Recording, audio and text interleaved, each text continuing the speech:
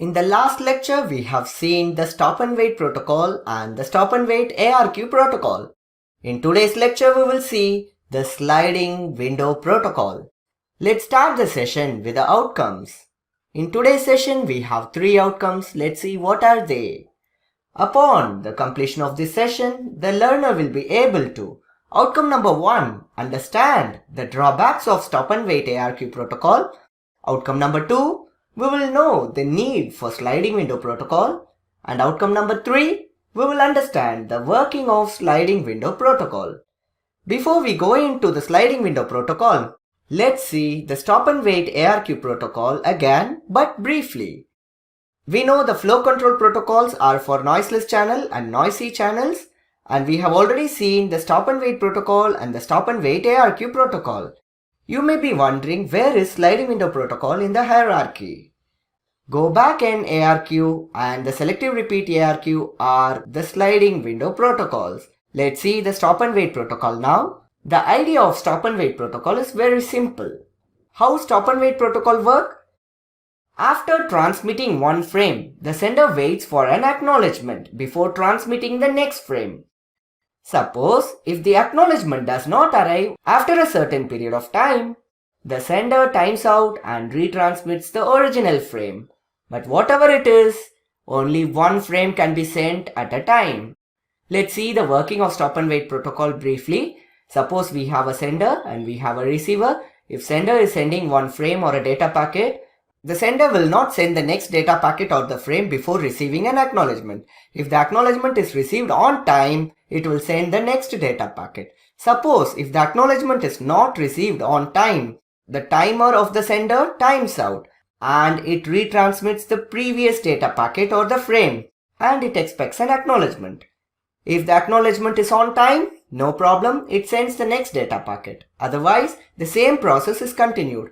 Now when we see the scenario, we have a lot of drawbacks with the stop and wait ARQ protocol.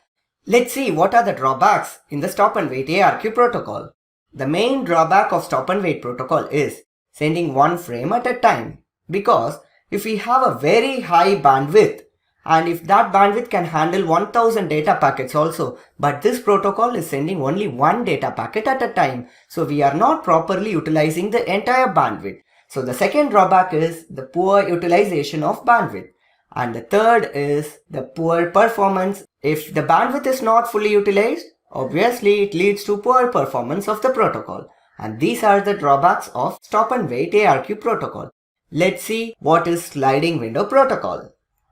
In stop and wait protocol, we can send one frame at a time, whereas in a sliding window protocol, we can send multiple frames at a time. How many number of frames can be sent?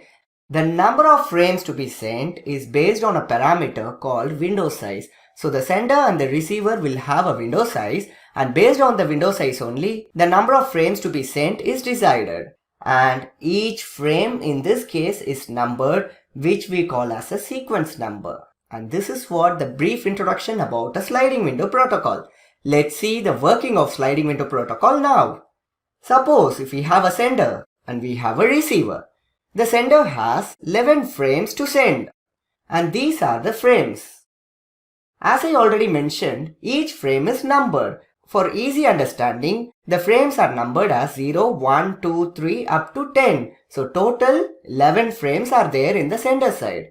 Then how many frames can be sent at a time? That is decided by a parameter called window size. For example, we will take the window size to be 4. It means 4 frames can be sent at a time. Let's say this is the first frame, that is frame 0 is the first frame. Let's assume the sender is sending the first frame, that is frame 0. Once frame 0 is sent, just notice there is a sliding window which is coming into action and it says frame 0 is sent. But how many frames can be sent before expecting an acknowledgement? In this case, 4 frames can be sent before expecting an acknowledgement, because this window size is the parameter that decides how many frames that can be transmitted before expecting an acknowledgement. Now in this case, frame 1 can be sent. Just see the sliding window. Frame 2 can be sent and frame 3 also can be sent. So a total of 4 frames can be sent at a time. Now after the receipt of frame 3, now frame 0 will be acknowledged by the receiver. Let's say the receiver is acknowledging for frame 0. So this is an acknowledgement. If you observe here, frame 0 is received by the receiver and the receiver has acknowledged that frame 0 is received. Once frame 0's acknowledgement is received by the sender now can send the next frame, that is this frame number 4. Now frame 4 is sent, but keenly watch the sliding window. This sliding window starts sliding a little bit. It means frame 0 is acknowledged and frame 4 is sent. Now let's assume the receiver has acknowledged frame 1. Sender got the acknowledgement for frame 1. Now what the sender does? It can send the next frame. The next frame in the buffer is frame 5 and the sender will now send frame 5. Once frame 5 is sent, what happens to the sliding window? It moves a little bit and it says that frame number 2 to 5 are not acknowledged, but frame number 0 and 1 are acknowledged. So this is what the scenario is. Frame number 0 and 1 are acknowledged and frame number 2, 3, 4 and 5 are sent but not acknowledged.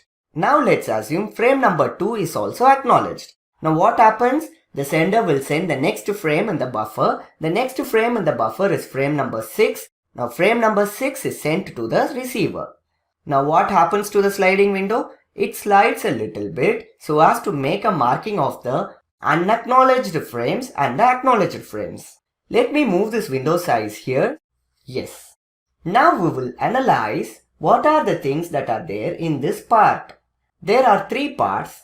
These are the frames that are already sent and acknowledged. If you observe here, frame 0, 1, 2 are acknowledged and that is what it is here. And what about this that is in the current window?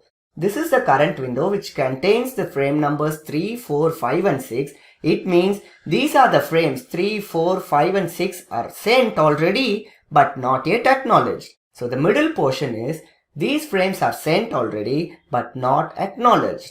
And what about frame 7, 8, 9, 10? If you observe here, sender has not sent any frames with the number 7, 8 and 9, 10. So the last portion here is these are the frames that are not yet sent. I hope now you guys understood the working of a sliding window protocol. And what we have seen in today's lecture, we understood the drawbacks of stop and wait ARQ protocol. We know the need for sliding window protocol. And we understood the working of a sliding window protocol. I hope you guys have enjoyed the session and the animation and thank you for watching.